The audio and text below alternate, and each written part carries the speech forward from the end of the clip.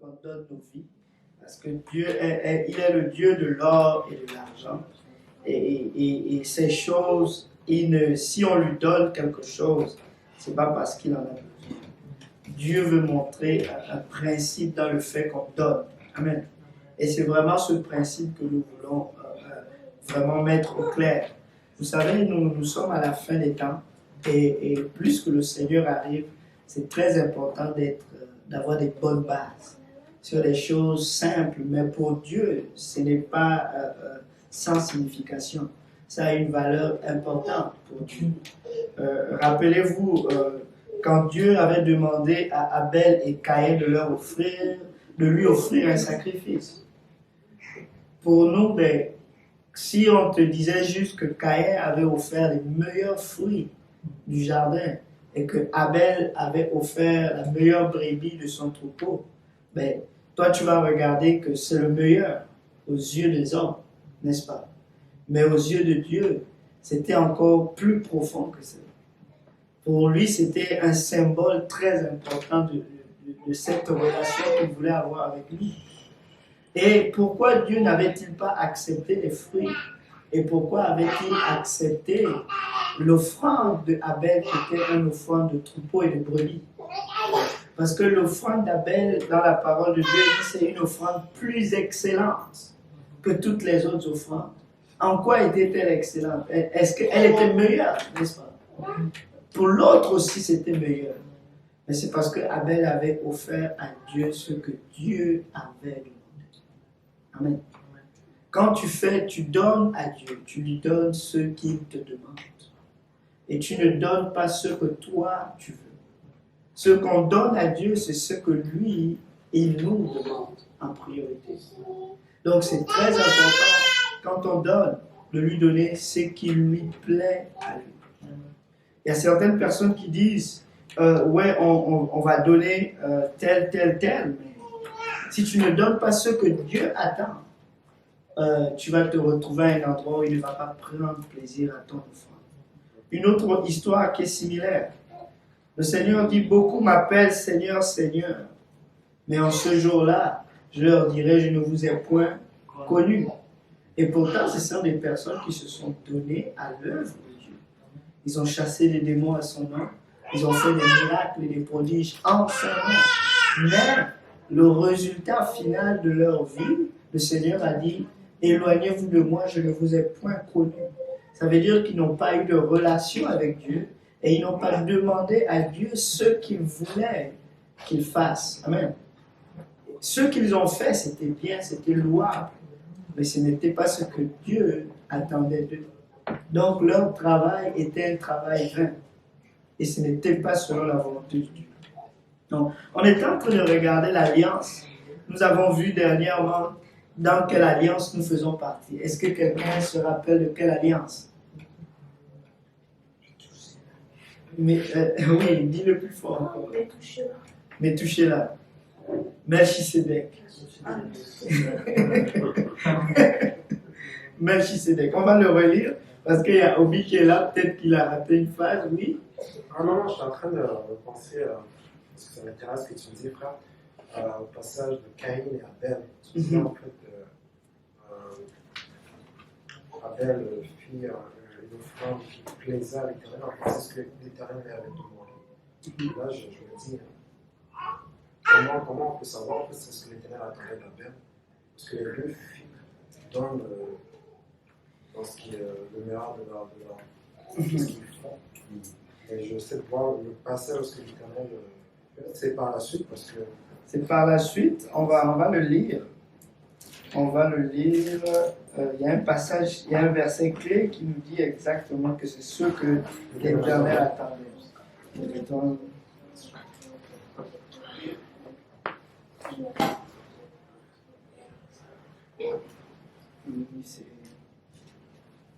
C'est au chapitre 4. Parfait. Donc, on dit ici au verset 3, au bout de quelque temps, Caïn fit à l'Éternel une offrande des fruits de la terre. Et Abel de son côté en fit une des premiers-nés de son troupeau et de leur graisse. L'Éternel porta un regard favorable sur Abel et sur son offrande. Mais il ne porta pas un regard favorable sur Caïn et sur son offrande. Déjà, si on s'arrête là, on va voir que bon, c'est une offrande venant de chacun des deux. Mais pourquoi il regarde favorablement l'autre et pas celle de l'autre? La suite nous dit, Caïn fut très irrité et son visage fut abattu. Voici la parole clé ici, sur le verset 6. Et l'Éternel dit à Caïn, pourquoi es-tu irrité? Et pourquoi ton visage est-il abattu? Donc, Caïn était fâché parce que Dieu n'avait pas pris plaisir à son offrande. Donc, premièrement déjà, quand tu offres quelque chose à Dieu, Dieu se présente. Comme on l'a dit la dernière fois, n'est-ce pas? L'offrande, le fait de donner, c'est la plus haute relation que nous avons avec Dieu. Quand tu donnes à Dieu, il se manifeste. Amen. Donc, Caïn se fâche. Et Dieu lui demande, mais pourquoi tu te fâches? Le verset suivant dit, certainement, si tu agis bien, tu relèveras ton visage. Et si tu agis mal, le péché se couche à la porte. Et ses désirs se portent vers toi, mais toi domines sur lui. Donc, selon Dieu, Caïn avait mal agi. Et le Seigneur lui dit, si tu agis bien, ton visage va se relever. Je veux prendre plaisir à ton sacrifice. Donc, c'est de ce verset que nous savons que Dieu leur avait donné les recommandations sur l'offrande. Parce qu'il était fâché. Et Dieu lui a tout simplement dit, écoute, fais juste ce que je te demandais et je vais être content. Mais si tu ne fais pas, tu vas continuer à être fâché. Parce que quelqu'un ne peut pas se fâcher contre Dieu si déjà au préalable, il n'avait pas une conversation. N'est-ce pas? Donc, à la base, il s'était déjà entendu sur l'offrande qu'il devait offrir. Mais il ne l'a pas fait. Et en ne faisant pas cette offrande, qu'est-ce qui s'est passé? Il a tué son frère parce qu'il était fâché. Est-ce que tu suis? J'essaie de suivre. Regarde ce qu'il dit. Il dit ici, pourquoi es-tu irrité? Pourquoi ton visage est-il abattu? Certainement, si tu agis bien, tu relèveras ton visage. Donc là, en lisant ça, on suppose que Il a mal déjà dit mais si tu agis bien, tu relèveras ton visage. Si tu agis mal, le péché se couche à la porte. Donc, ses désirs se portent vers toi, mais toi, tu domines sur lui. Mais il agit mal en se fâchant contre Dieu parce que Dieu n'a pas porté un regard favorable sur son offrande. Dieu fait ce qu'il veut, Dieu choisit ce qu'il veut. Donc il n'y a aucune raison de se fâcher pour cela. Mais là, je n'arrive pas à voir, à travers ce message, je prie pour que l'Esprit me révèle à moi, si c'est seul qui ne le voit pas. Où est-ce que ça dit en fin de compte? Ici, c'est une offrande qui est selon la foi. Si on va aller lire dans Hébreu, on va aller lire dans Hébreu chapitre 11, verset 4. On parle de la foi de Abel, n'est-ce pas? Oui. On va le lire. Et ça va nous éclairer un tout petit peu par rapport à cette offrande qu'ils avaient faite.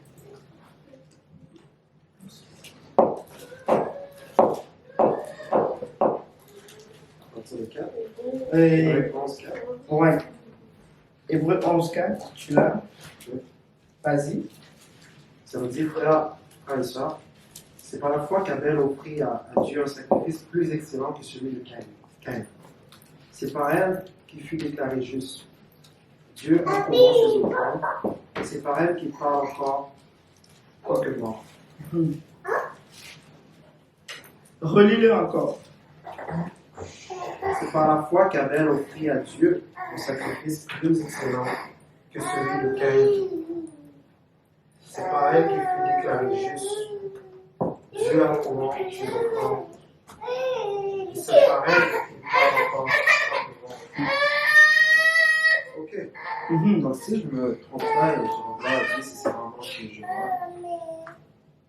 c'est que Abel, en fait, il a offert à Dieu le meilleur de lui-même, de tout son cœur. Et cela sous-entend que Caïn n'a pas fait la même chose. Il n'a pas donné vraiment son meilleur à Dieu avec son offrande. Exactement. C'est ce qu'on est en train de réaliser en ce moment. Et la foi vient de ce que l'on entend, et ce que l'on entend vient de la parole de Dieu. S'il a agi selon la foi, c'est parce que Dieu lui a parlé. Dieu lui a dit quelque chose. Mais Caïn, il n'a pas agi selon la foi. C'est pour cela son offrande, on est justifié par la foi, n'est-ce pas? Alléluia. Donc, notre justification viendra à cause de notre obéissance à la parole de Dieu. Et regardez, Caïn a offert le fruit de son jardin, n'est-ce pas? Mais à cette époque-là, on mangeait les fruits. Le Seigneur n'avait pas encore ordonné de manger des animaux. C'est après le déluge que Dieu a dit, maintenant Noé, il y aura maintenant inimitié entre toi et les animaux parce que tu as maintenant le droit de les manger. Bon, Caïn, selon lui, son travail, c'était d'être un cultivateur, n'est-ce pas? Mais Abel avait décidé de devenir berger dans une époque où les brebis n'étaient pas utiles pour la subsistance de l'homme. Si toi tu deviens berger et que tu n'as aucun salaire pour ça, mais ça va être difficile, n'est-ce pas? Et ça va encore plus loin. Et c'est la même chose qui se passe avec nous aujourd'hui. L'appel de Dieu va toujours nous demander un sacrifice. Tu veux devenir si Dieu t'appelle à devenir pasteur, premièrement, ce n'est pas un emploi qui va te donner, qui va te garantir un salaire. N'est-ce pas? C'est difficile. Et tu vas devenir pasteur dans ce siècle présent alors que les gens sont en train de chercher ceux qui font leur plaisir. Ils vont faire ce qu'ils aiment et ils vont dire, ben moi j'ai travaillé. Amen. Caïn, à son époque, offrir les fruits, c'était légitime. Parce qu'il était déjà cultivateur, il avait le droit de manger les fruits. Mais Abel, il devient berger. Et pour devenir berger, ce n'est pas un travail partiel, c'est un travail à temps plein. S'occuper des brebis. Donc, il avait décidé de faire carrière pour quelque chose qui n'allait pas lui apporter plaisir personnellement, mais ça allait apporter plaisir à Dieu. C'est ça, c'est pour cela que Dieu dit son sacrifice était plus excellent que celui de Caïn. Et il a été justifié à cause de cela. Pourquoi? Si on fouille dedans, dans les profondeurs, on regarde que il est berger alors que on n'a pas les bergers ne servaient à rien à cette époque. Tu ne pouvais pas trader des brebis avec quelqu'un d'autre parce que ça n'avait pas de valeur. C'était comme un animal, mais lui, il avait décidé de le devenir parce que c'était le sacrifice que Dieu attendait. Mais regarde, si tu vas dans l'alliance avec les Hébreux, on leur demandait quoi? Les brebis, n'est-ce pas? On leur demandait d'offrir un sacrifice des brebis. À Jérusalem, dans le lieu saint, dans le sanctuaire, il fallait offrir des brebis. Donc Dieu avait déjà donné ce commandement à Abel et Caïn depuis la création, mais il y a un qui avait obéi et il y a un qui a tout simplement pas fait ce que Dieu attendait. Et c'est là où j'ai pris ce principe dès le départ en disant l'offrande va toujours être agréable à Dieu si on le fait selon ce que lui veut et non ce que nous on veut. Comme je l'ai dit tantôt, le Seigneur, il y a beaucoup qui m'appellent Seigneur, Seigneur, mais ils ne font pas ce que je demande. Et pourquoi le Seigneur va les rejeter? Il ne va pas les rejeter parce que ce qu'ils ont fait n'était pas bon. Il est rappelé ouvrier d'iniquité. Mais un ouvrier d'iniquité, c'est quelqu'un qui ne fait pas ce que son maître lui demande. L'iniquité, c'est s'opposer à la volonté de Dieu. C'est ce qui s'est passé avec Satan. C'était un ange de louange dans le ciel. Mais il a décidé de prendre la place de Dieu. Et la parole de Dieu dit, si vous lisez le livre d'Ézéchiel ou de Zacharie, il dit l'iniquité s'était retrouvée dans son cœur. Et c'est ce qui l'a fait tomber. Donc, l'iniquité, c'est juste s'opposer à la volonté de Dieu dans sa vie. Ne pas faire ce que Dieu attend de nous. Et l'iniquité, c'est ça. L'iniquité, ce n'est pas le péché. Le péché vient après avoir commis l'iniquité.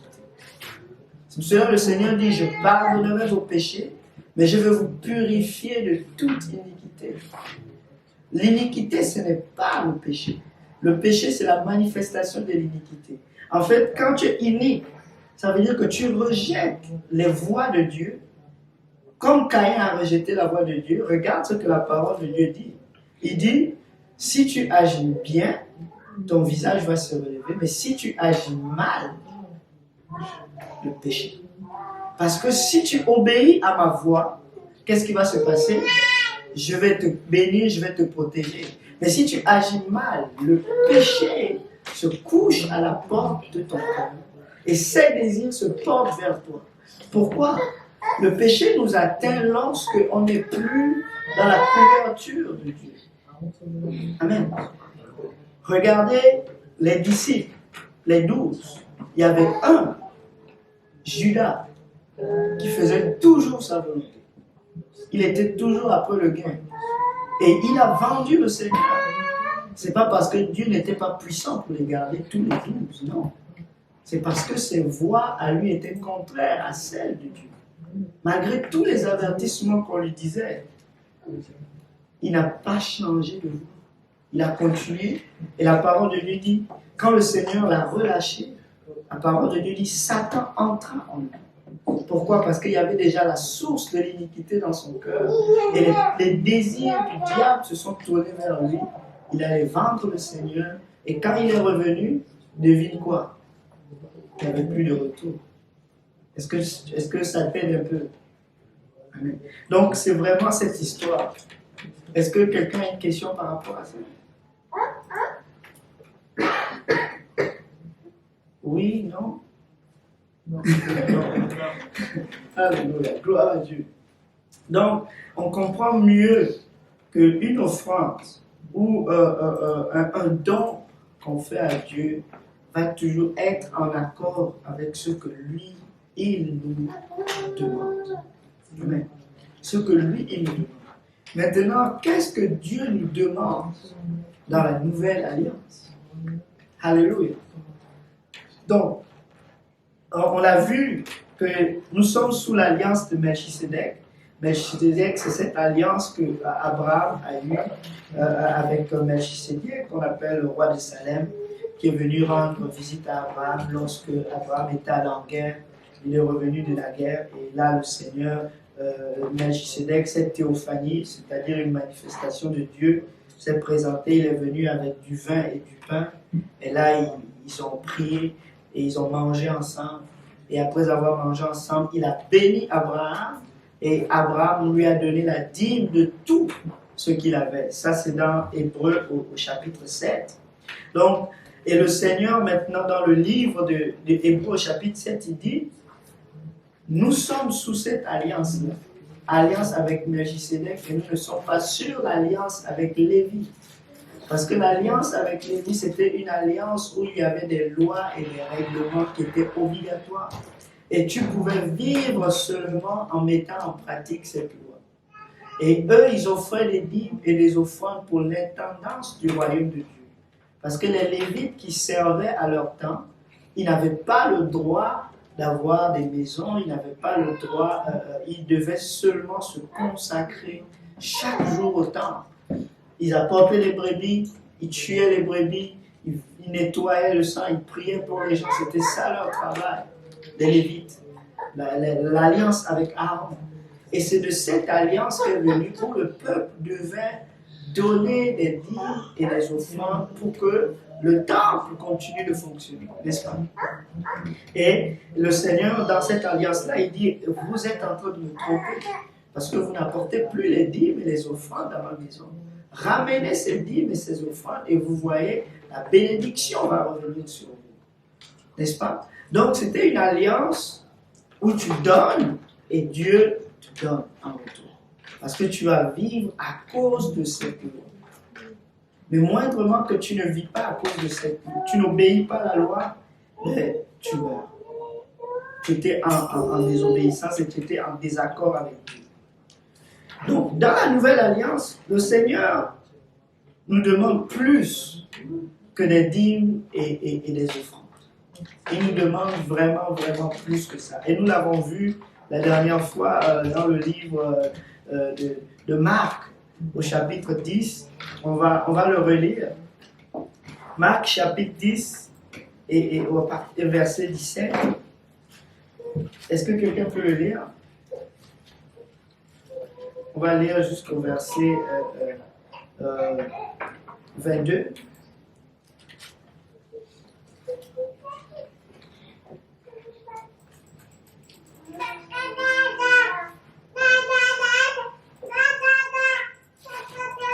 Est-ce que quelqu'un l'a? Marc chapitre 10, verset 17 à 22.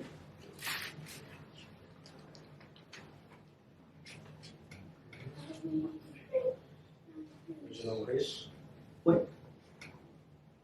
Parfait. Je lis au nom du Seigneur.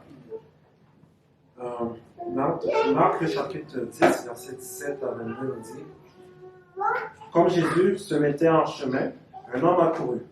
Se jetant à genoux devant lui: Bon maître, lui demanda-t-il, que dois-je faire pour hériter la vie éternelle?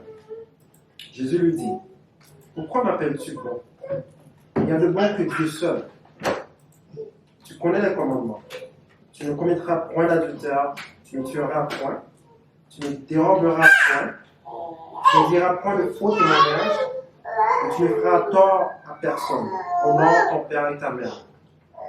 Il lui répondit: Maître, j'ai observé toutes ces choses dès ma jeunesse. Jésus, l'ayant regardé, l'aima et lui dit: Il te manque une chose. Va, vends tout ce que tu as, donne-le aux pauvres, et tu auras un trésor dans le ciel. Puis viens et suis-moi. Mais, affligé de cette parole, cet homme s'en alla tout triste, car il avait de grands biens. Amen. Amen. Il avait de grands biens. Donc, dans l'Ancienne Alliance, ce jeune homme était correct, n'est-ce pas? Il a obéi à tous les commandements que le Seigneur lui avait dit, n'est-ce pas? Il a dit: j'ai observé ces choses dès ma jeunesse. Donc, il donnait ses dîmes, il donnait ses offrandes, il priait comme il faut prier, il honorait son père et sa mère, il respectait, il ne faisait de tort à personne. C'était un jeune homme qui était voué à l'obéissance au commandement de Dieu, n'est-ce pas? Et le Seigneur Jésus l'a aimé à cause de cela, n'est-ce pas? Donc, le Seigneur ne bannit pas les commandements, mais il est venu accomplir la loi. L'accomplissement de la loi dit ceci: nous sommes maintenant justifiés par la foi en Jésus-Christ, n'est-ce pas? C'est par la grâce que nous sommes sauvés, et non par les œuvres, n'est-ce pas? Mais c'est par la grâce que nous sommes sauvés et non par les œuvres. Ça veut dire que les œuvres que Dieu a mis, les œuvres de la loi, ces choses étaient des tuteurs pour nous conduire à Jésus-Christ, n'est-ce pas? C'est comme tu es un jeune enfant, tu vas à l'école, on t'apprend des matières et des leçons, on te dit tu ne dois pas faire ceci, tu ne dois pas faire cela. Mais maintenant, quand tu es grand, tu marches maintenant selon ces commandements, mais tu suis certaines directives précises. Par exemple, quand tu es dans ton emploi, tu dois suivre ce que ton boss te dit, n'est-ce pas? Parce que ton salaire dépend maintenant de ce que ton boss te dit. Et la parole de Dieu le dit dans le livre d'Éphésiens. Il dit: nous sommes devenus son ouvrage, nous sommes de nouvelles créatures et nous avons été créés pour accomplir la volonté du Seigneur. Donc, ce n'est pas par les œuvres qu'on sauve nos vies, mais on sauve nos vies en mettant en pratique ce que Jésus attend de nous. Ici, ce jeune homme avait obéi à tous les commandements de la loi. Pour nous, il allait au ciel, n'est-ce pas? Mais le Seigneur est en train de nous dire une chose. Et le Seigneur lui a dit: vends tout ce que tu as et donne-le aux pauvres et suis-moi. Dans d'autres versions, ils disent: porte ta croix et suis-moi. Voici ce que le Seigneur ajoute dans cette nouvelle alliance: un abandon total. Le jeune homme riche était très riche et il n'était pas à la bonne place.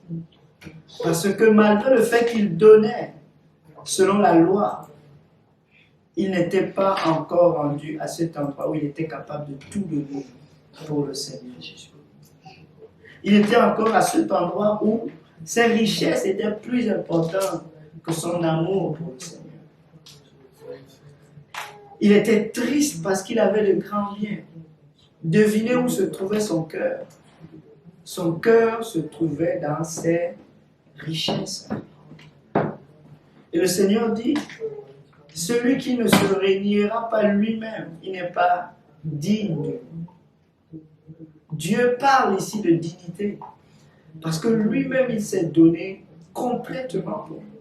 Et il s'attend à plus. Dans l'Ancienne Alliance, le Seigneur ne s'était pas donné pour Israël. Il a juste manifesté pour que vous puissiez avoir la vie. Et j'attends la même chose pour vous.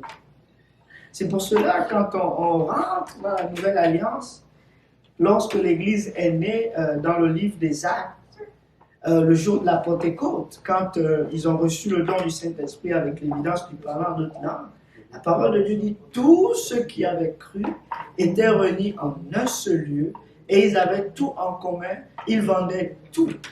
Pourquoi? Parce qu'ils avaient appris cela des apôtres. Les apôtres leur avaient dit, ici, on nous a appris qu'on doit se régner nous-mêmes. Tous nos biens doivent être mis de côté parce que nous marchons pour le Christ. Regardez ce que les apôtres disent ici dans le livre de Marc. Marc au chapitre 8, versets 34 à 37. Le Seigneur dit ceci.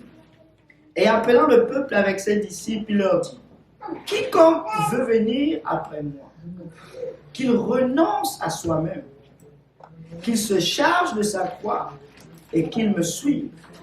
Car quiconque voudra sauver sa vie, la perdra, mais quiconque perdra sa vie à cause de moi et de l'évangile, ça c'est Osterwald qui dit ça, à cause de moi et de l'évangile, il va la sauver. Car que servirait-il à un homme de gagner tout le monde s'il perdait son âme? Ou que donnerait l'homme en échange de son âme? Car quiconque aura eu honte de moi et de mes paroles, parmi cette race adultère et pécheresse, le Fils de l'homme aura aussi honte de lui lorsqu'il viendra dans la gloire de son Père avec les saints anges. Donc cette alliance, le Seigneur s'attend à ce qu'on donne complètement tout et qu'on ne garde rien. Il dit, tu ne dois ni avoir honte de lui, tu dois être capable de perdre ta vie à cause de son évangile et à cause de son nom. Amen. Ça, c'est plus que de l'argent. Tu peux donner de l'argent, mais si tu n'as pas l'amour, ça ne vaut rien. Amen. Tu peux donner tous tes biens aux pauvres, mais si tu n'as pas l'amour, ça ne vaut rien. Nous avons vu la dernière fois, le Seigneur est allé s'asseoir autour du trône, où est-ce qu'on donne les dîmes et les offrandes. Et les hommes riches, ils donnaient beaucoup. Ils donnaient parce qu'ils en avaient, ils donnaient. Et ça faisait du bien et du bien. Mais il y avait une dame, une vieille dame, elle est venue, elle a donné une pièce. Mais le Seigneur a dit, elle a donné plus que tout le monde. Pourquoi? Parce qu'elle a donné de sa subsistance. En d'autres termes, elle a tout donné. Pour qu'elle vive, elle a mis dans le panier. En fait, elle a mis dans le plan de Dieu. C'était sa seule pièce pour manger ou sa seule pièce pour vivre. Je ne sais pas quel était son état. Mais au travers de cela, le Seigneur est en train de nous enseigner. Je prends plaisir à un sacrifice entier, en fait. Je prends plaisir à un sacrifice total et complet. C'est pour cela que nous devons donner tout avec le cœur. Avec le cœur, c'est-à-dire on ne doit pas s'attacher aux choses matérielles. Beaucoup de gens, aujourd'hui, il y a beaucoup de polémiques, de discussions. Est-ce qu'on doit donner, est-ce qu'on ne doit pas donner? Si tu n'arrives pas déjà à donner, par exemple, 10% de ta paie, est-ce que du jour au lendemain, tu seras capable de donner 100% de ta paie si le Seigneur te le demandait? Ben, ça va être difficile. Parce que pourquoi? Tu n'as pas cette habitude de donner. Tu n'as pas cette pratique de donner à Dieu et de le reconnaître premier dans ta vie. Ceux qui discutent de cette manière, c'est parce qu'ils n'ont pas compris ce que Dieu attend d'eux.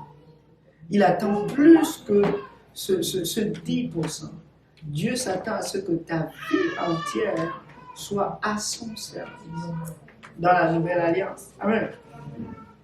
Matthieu 19, les apôtres qui ont été choisis et qui ont marché avec le Seigneur, ils avaient une vie, n'est-ce pas? C'était des pécheurs. Ils avaient des carrières. Ils avaient plusieurs barques, ils avaient des ouvriers, ils avaient des employés. Ça veut dire que leur compagnie fonctionnait bien, n'est-ce pas? Mais quand le Seigneur Jésus est rentré dans leur vie, ils ont abandonné la pêche.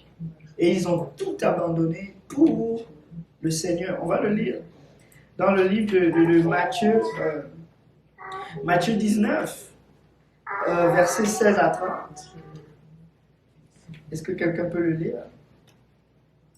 Je peux le lire. Oui.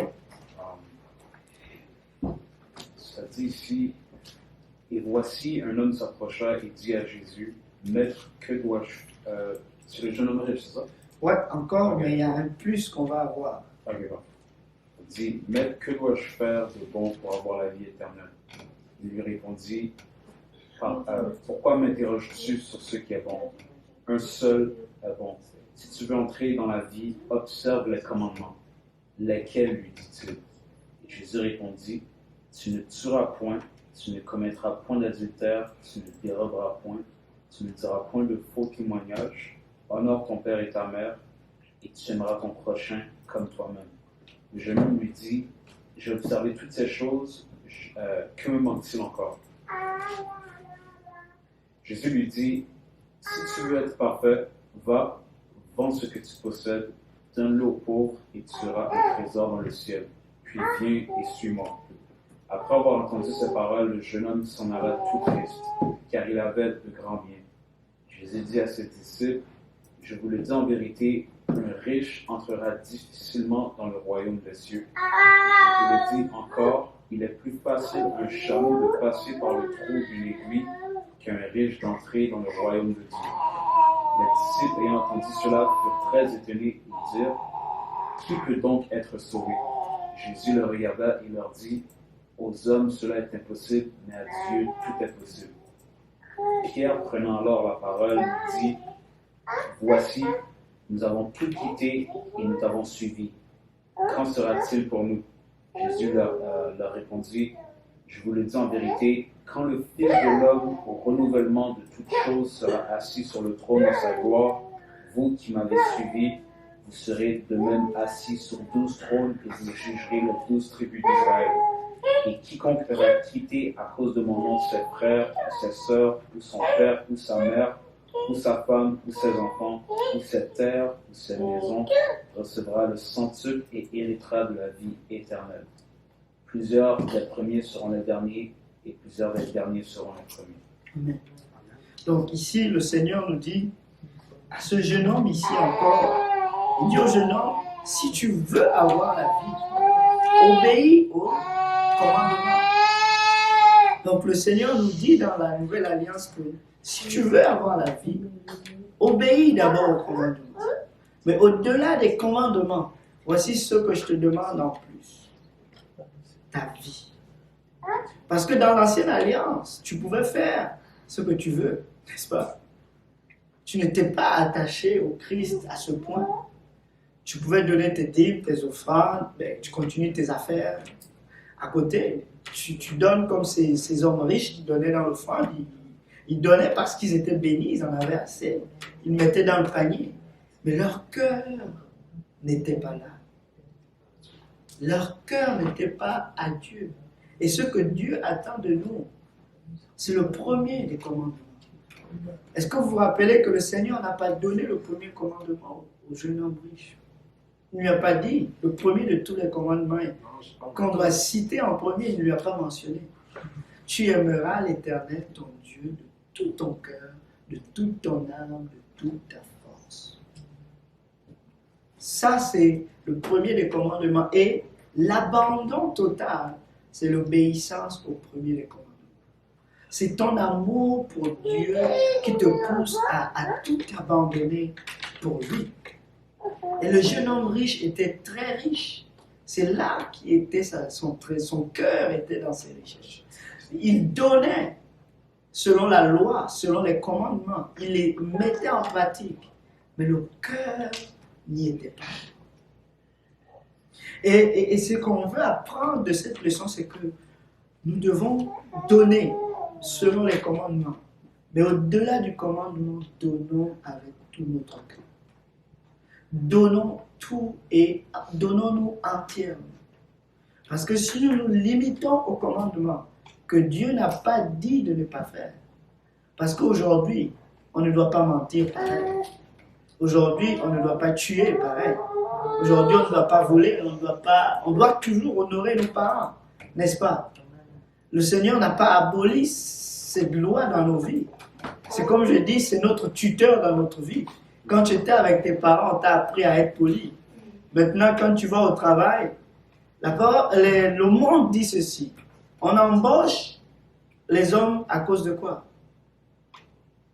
De leur qualité, mais on les licencie à cause de quoi? De leur attitude.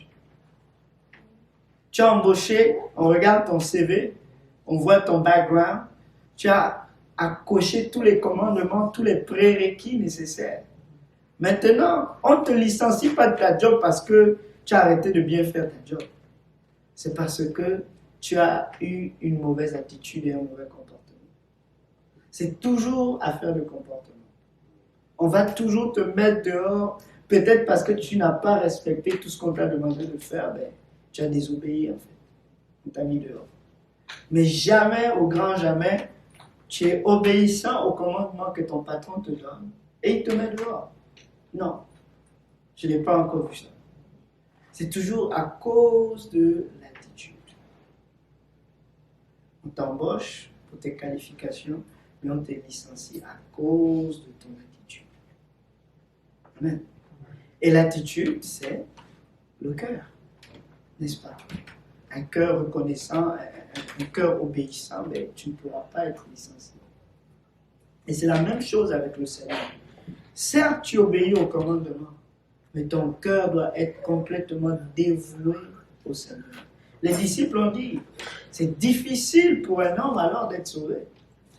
Il a dit, oui, cela est impossible aux hommes. Qu'est-ce que le Seigneur est en train de nous apprendre? La volonté humaine ne pourra jamais te conduire au salut. La chair ne va jamais être profitable. Toute œuvre que tu feras dans ta chair pour hériter le royaume de Dieu sera sans effet. Ça ne pourra jamais te sauver. Mais qu'est-ce qui nous sauve alors?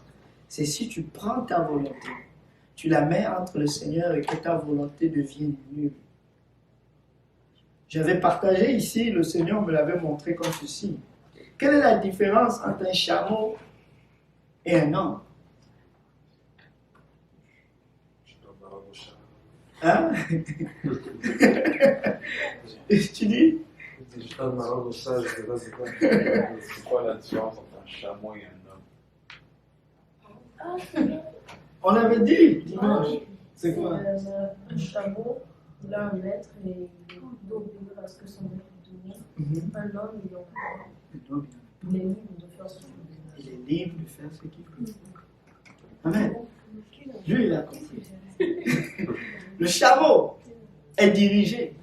Malgré sa grandeur, malgré sa taille, il a de la valeur seulement quand un homme donne la direction. Mais l'opposé, un homme, aussi petit qu'il soit, il a sa volonté, n'est-ce pas? Et sa volonté, tant qu'il ne la donne pas entièrement, il est toujours le maître de lui-même. Cet homme riche voulait l'éternité, mais il voulait l'éternité selon la chair. Mais le Seigneur lui a dit, il faut que tu vendes tout et que tu me suives. Et là, il s'est rencontré avec sa volonté propre et il avait le pouvoir de choisir. Il a dit, moi là, je ne choisis pas ça. Je ne veux pas que c'est toi qui me donnes des commandements. Je vais retourner faire mes business et je vais continuer. Regardez, quand le Seigneur dit, allez-y, mon repas est prêt, allez-y inviter les conviés au repas des noces. Ils vont. Il dit non, moi je ne veux pas y aller parce que j'ai une nouvelle brebis, une nouvelle vache à aller chercher. Ils étaient dans leurs affaires. Je ne sais pas, c'est dans quel passage. Il dit allez chercher les conviés. Le repas des noces. Ouais, le repas des noces. Ils ont refusé, pourquoi? Parce que Chacun avait sa volonté propre, chacun avait un choix. Alors que, Matthieu 22, alors que le maître les appelait à les suivre. Amen. Le maître était en train de les appeler. Les disciples avaient une parole, ils avaient une volonté. Mais la parole de Dieu dit, Seigneur, nous avons tout quitté pour te suivre. Ça ne veut pas dire que la pêche n'était pas bonne, non, ils faisaient de l'argent. Ils étaient riches, mais ils ont tout abandonné pour suivre le Seigneur. Et le Seigneur était devenu leur maître, parce que c'était lui qui avait la direction et le contrôle sur leur vie. Un chameau peut passer dans le trou d'une aiguille facilement. Je l'avais dit la dernière fois. Comment ça, il peut passer dans le trou d'une aiguille facilement? On l'a dessus, on l'a brûlé. Une fois qu'il y en a brûlé, il est dans une trou. Tu le mets ensemble et puis il passe là. Mais non! Il doit se renier lui-même. C'est pour cela que le Seigneur dit, si vous ne vous reniez pas vous-même, vous ne pourrez pas être mes disciples. Il est difficile à un homme riche d'entrer dans le royaume des cieux. Et on avait partagé sur la richesse. Vous savez, la richesse de l'homme ne se trouve pas dans ses biens. Ce ne sont pas les biens qui font notre richesse. Parce qu'il y a des personnes qui sont pauvres et très pauvres, mais qui ne veulent pas donner leur vie à Dieu. Pas parce qu'ils sont pauvres, parce qu'ils ont choisi de refuser de donner leur vie à Dieu. La richesse, c'est notre cœur. Là où se trouve ton cœur, là aussi se trouve ton trésor. Exactement. Notre cœur, c'est notre richesse. Si tu ne donnes pas ton cœur à Dieu, tu n'as pas tout abandonné. Tu es encore riche. Et c'est pour cela que le Seigneur dit, il sera difficile à un homme riche d'entrer dans le royaume des cieux. Pourquoi? Il sera difficile à un homme qui a le contrôle de sa volonté d'entrer dans le royaume des cieux. La chose que Dieu nous demande, c'est de soumettre notre volonté à la sienne. Il nous demande un 100%.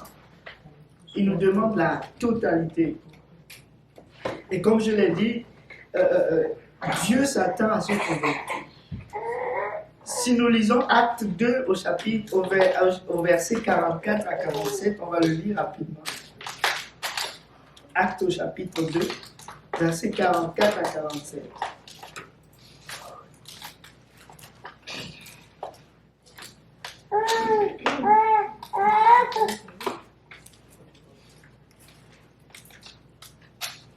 Est-ce que quelqu'un là? Vous pouvez lire? Oui. Verset 44 à 47. Acte au chapitre 2. Qui croyant étaient dans le même lieu et ils avaient tout en commun.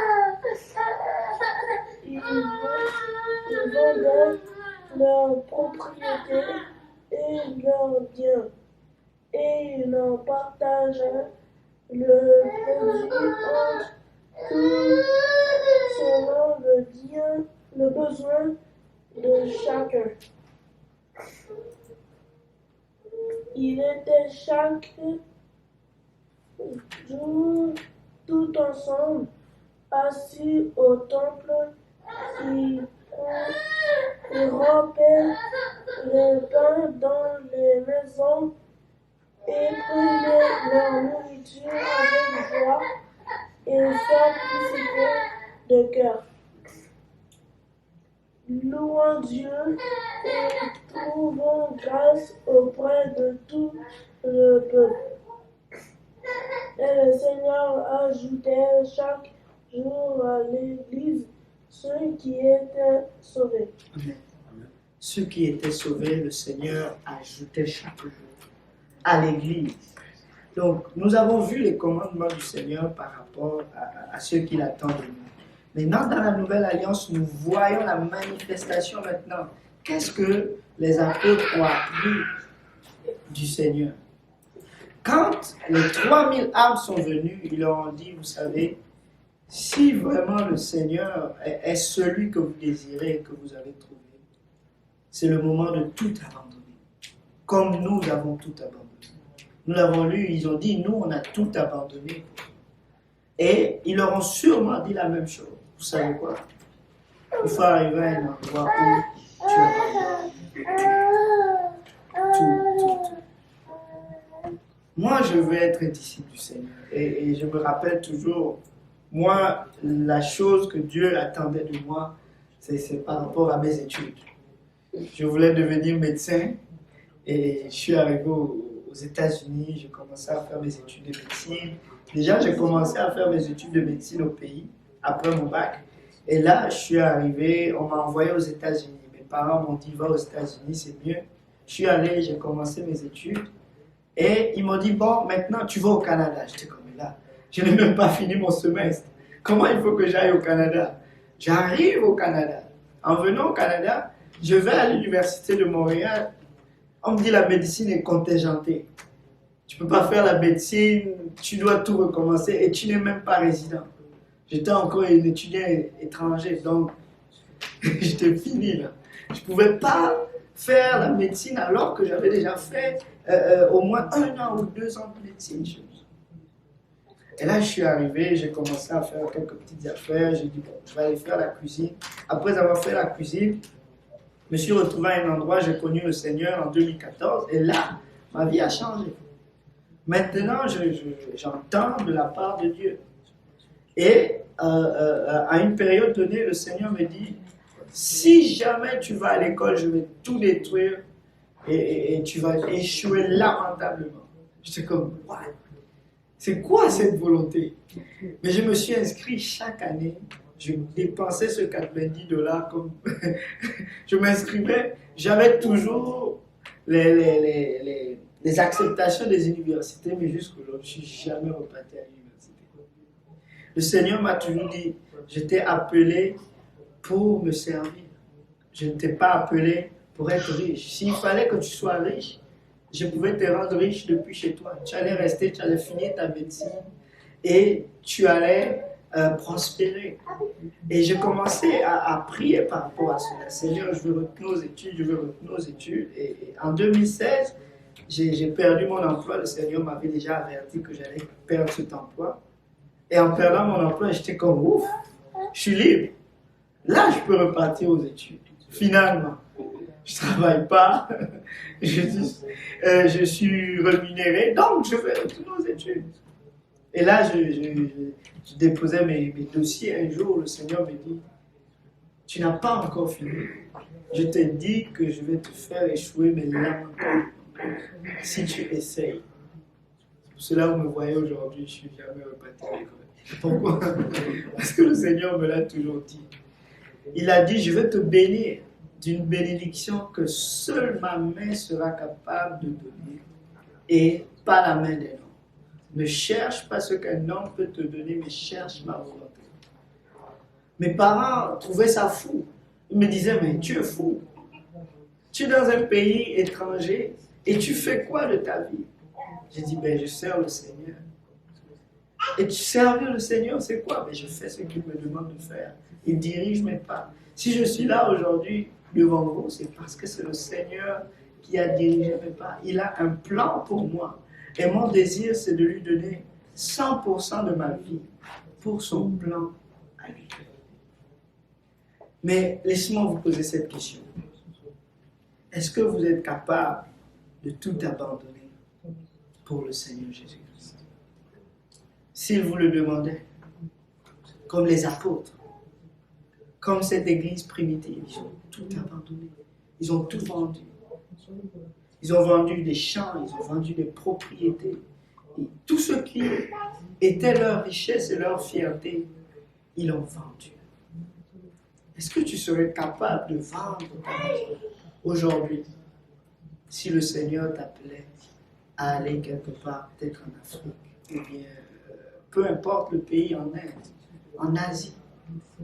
Est-ce que tu serais capable de le faire? Voici la question que le Seigneur nous pose au travers de cette étude sur les dîmes et les offrandes. C'est vrai, nous donnons. Mais au-delà du don, selon la loi, serions-nous capables de tout abandonner et de le suivre et de porter notre croix chaque jour? Voici la vraie offrande. Offrez vos corps en sacrifice vivant. C'est là le culte raisonnable que l'Éternel attend de lui. Il attend un sacrifice vivant. En fait, un sacrifice mort ne sert à rien. Mais un sacrifice vivant, ça veut dire que ta vie sera sacrifiée pour Christ. Pour ce que lui attend de toi. Un sacrifice, c'est que tu te prives de ton plaisir pour le plaisir de quelqu'un. Tu es à l'école, tu vois quelqu'un qui a faim, tu as un sandwich, tu sacrifies ce sandwich parce que il y a quelqu'un qui en a besoin plus que toi, n'est-ce pas? Le Seigneur a besoin de nos vies. Il a dit, vous êtes la lumière du monde et vous êtes le sel de la terre.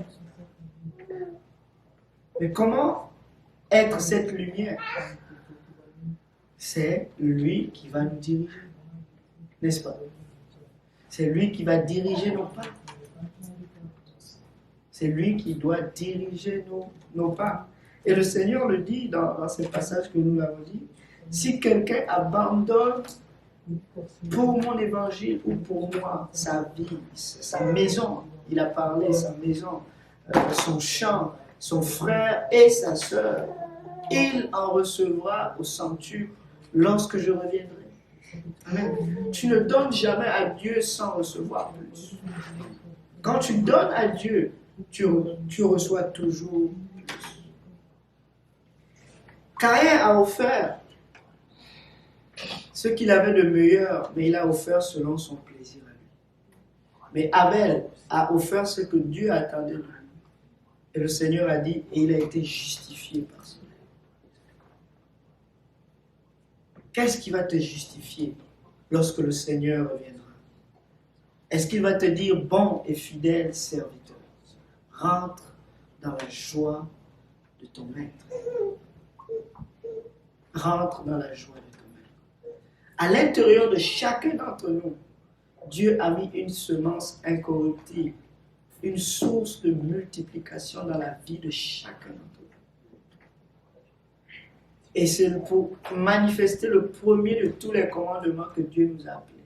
Il dit, tu aimeras l'Éternel ton Dieu de tout ton cœur, de toute ton âme, de toute ta force. Et le second commandement qui est semblable à lui, et tu aimeras ton prochain comme toi. Si tu aimes Dieu, comme l'apôtre Pierre, le Seigneur lui a dit, Pierre, est-ce que tu m'aimes? Paix mes brebis. Prends ta vie, mets-la à mon service pour nourrir les autres. Le Seigneur ajoutait à l'église chaque jour parce que l'atmosphère était préparée pour que le Seigneur ajoute. Si vous voulez que le Seigneur commence à ajouter des âmes dans votre vie, des personnes qui vont être sauvées, offrez-vous en sacrifice vivant. Soyez prêts chaque jour à vous renier vous-même et à faire la volonté du Seigneur et à faire sa volonté. La volonté ne se retrouve que dans la prière, comme je l'ai dit précédemment. La prière va te montrer la direction du Seigneur. Si tu ne pries pas, tu ne vas pas savoir. Depuis qu'on prie avec le frère de haut, mais le Seigneur nous a montré des rêves et des visions. On est attaché à ces choses. On ne peut plus bouger. Parce que tant que cela ne va pas s'accomplir, on ne peut pas quitter ces Jérôme. Il nous a montré des choses, mais on est poigné avec. Comme un Québécois, il pourrait dire, on est poigné avec. Mais pourquoi? Parce que c'est sa volonté, il nous l'a montré, il nous a dit, voici ce qui va arriver, ben on est comme, ok, si ça va arriver, ben on attend. On ne change pas de direction tant que le Seigneur n'aura pas accompli. Mais ça prend que nos vies, nos carrières, nos projets soient mis de côté. Pourquoi? Parce que le Seigneur nous a donné une direction, il nous a donné un plan. Je voulais aller en Afrique, j'ai toujours envie de retourner en Afrique. Voilà, le Canada, je ne serais pas ici si ce n'est pas cette église. Je vous dis là, on aurait fait nos bagages depuis. On serait rentré chez nous, il n'y a pas d'hiver, il fait bon, on est dans la forêt et on est correct. Si on est encore ici, c'est parce que Dieu n'a pas encore fini. À chaque fois que je vais en Afrique, il y a toujours un plan. Cette année, c'est de la Covid. Le billet était déjà payé, tout était prêt. La compagnie a annulé nos billets d'avion. L'année dernière, c'était la même chose. Depuis 2016, je veux retourner chez nous. Nous sommes en 2020. Juste pour vous dire que faites la volonté du Seigneur. Et ça va être le plus grand investissement. Il dit, amassez-vous des trésors dans le ciel, là où la terre et là où les voleurs ne peuvent pas détruire. Donc notre objectif, c'est de chercher, Seigneur, quelle est ta volonté? Qu'est-ce que tu attends de moi? Et ça, c'est une prière. Si tu l'as fait, et si tu l'as fait sincèrement, il va te répondre. Parce qu'il dit, cherchez-moi et cherchez-moi de tout votre cœur. Et vous allez recevoir ce que vous cherchez. Et c'est moi vous dire, si vous priez et que vous demandez, Seigneur, me voici, je suis Elijah. Qu'est-ce que tu attends de moi? Je suis Odienson, Seigneur, qu'est-ce que tu attends de moi? Il va vous dire. Et quand il vous dit, c'est à vous d'être maintenant des champs. Tout simplement obéissant et de dire, Seigneur, où tu veux que j'aille, j'irai. Ce que tu veux que je fasse, je ferai. Ma vie n'est plus la mienne, elle t'appartient. Nous chantons sous nous cette chanson, ma vie n'est plus la mienne. À toi j'appartiens. Je me donne à toi. Ma vie n'est plus la mienne, Seigneur. À toi j'appartiens. Je me donne à toi. Les disciples ont dit, Seigneur, nous avons tout quitté. En ce temps, je crois que le Seigneur ne nous demande pas de quitter, mais il nous demande de déjà commencer à donner notre vie. Donner. Une personne qui n'a pas la pratique de donner ne pourra jamais se lever du jour au lendemain et dire, je donne ma vie. Hein? Tu donnes ta vie, non. Il faut apprendre à être des sacrificateurs. Et le Seigneur a commencé avec Abraham. Il ne lui a pas demandé tout directement. Il a dit à Abraham, quitte ta maison, quitte ta famille, quitte ta patrie et suis-moi dans une terre inconnue. Abraham était riche, n'est-ce pas? Il avait des troupeaux en grand nombre. Mais il a quitté sa zone de confort pour aller à Canaan dans le désert. Et en étant à Canaan, il a travaillé avec le Seigneur, il a attendu 25 ans avant d'avoir la promesse. Après avoir obtenu la promesse, le désir de son cœur, le Seigneur lui a dit, c'est ce que je veux. Donne-moi ton Isaac, celui que tu aimes. Dieu est toujours à la recherche de notre cœur. Il est toujours à la recherche du cœur. Tu aimeras l'Éternel, ton Dieu, de tout ton cœur, de toute ton âme et de toute ta force. Tes richesses, sache qu'elles appartiennent à l'Éternel. Je donne, Seigneur, parce que ça t'appartient déjà à la base. Mais je ne donne pas seulement financièrement, mais je donne même de ma subsistance. Je donne même ma vie. C'est quoi ton plan? À chaque fois que je me lève le matin, je cherche toujours le plan de Dieu. Parce qu'en tant qu'homme, on a une volonté, on veut faire beaucoup de choses, on a des projets. Mais laissez-moi vous dire, les seuls projets qui subsistent à toujours, ce sont les desseins de l'Éternel.